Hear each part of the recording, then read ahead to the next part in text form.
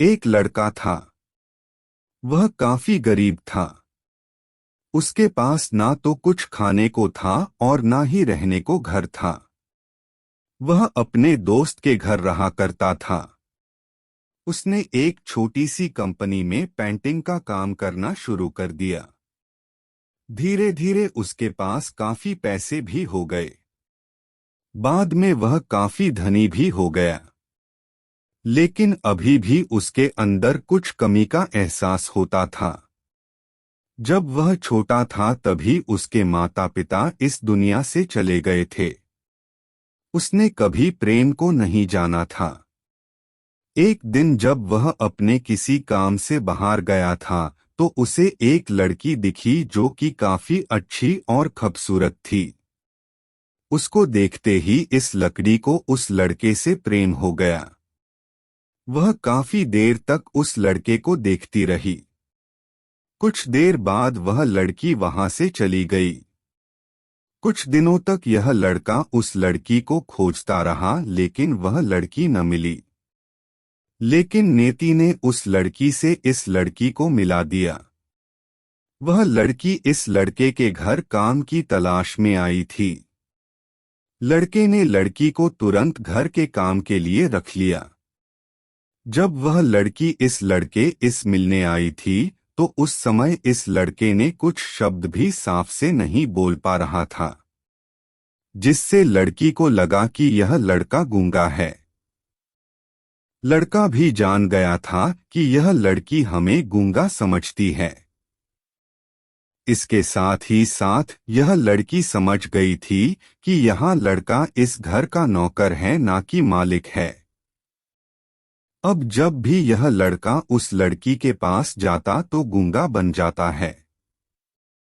धीरे धीरे वह लड़की इस लड़के पर काफी रहम खाने लगी। अब उसे इस लड़के के लाचारी पर प्यार होने लगा। लेकिन फिर वह लड़की एक बात से डरकर पीछे हट जाती थी। इस लड़की के भी माता पिता बचपन में ही मर चुके थे। इस लड़की को इसके चाचा ने पाला था और वह चाहता था कि वह जब तक जिंदा रहे यह लड़की उसके खाने और पीने का पैसा दे। लड़की का प्रेम हद से भी बाहर जाने लगा। लड़के के एक खांसी पर भी वह लड़की दौड़े उस लड़के के पास पहुंच जाती थी। अब लड़का भी समझ गया कि इस लड़की को मुझसे प्रेम हो गया है। लड़का भी बहुत ज्यादा उस लड़की से प्रेम करता था। उसने पहले लड़की के बारे में सब कुछ पता किया। जब उसे सब पता चल गया तो वह बहुत रोने लगा क्योंकि उसने गूंगे होने का झूठ बोला था। अब वह दिनों रात रोने लगा। लड़की अपने सैलरी में से लड़के की इलाज करवाने को कहती थी। एक दिन सुबह ही उस लड़की को पता चला कि वह लड़का हॉस्पिटल में भर्ती है। वह दौड़ते हुए जब हॉस्पिटल में पहुंची तो उसने देखा कि लड़का बेड पर बेहोश पड़ा है। उसके आसपास काफी मशीन लगी हुई थी। जब लड़की डॉक्टर के पास पहुंची तो वहां पर डॉक्टर ने उसे बताया कि लड़का अब बोल नहीं सकता है। उसने अपनी जीभ को कटाने की कोशिश की है। इसके साथ ही उस डॉक्टर ने उस लड़की को एक पत्र दिया। उस पत्र में लिखा था, मैं एक काफी धनी लड़का हूँ। जिस घर में तुम काम करती हो उस घर की मालिक मैं ही हूँ। लेकिन इसके साथ ही मैंने तुमसे एक बहुत बड़ा झूठ बोला है कि मैं एक गूंगा हूँ।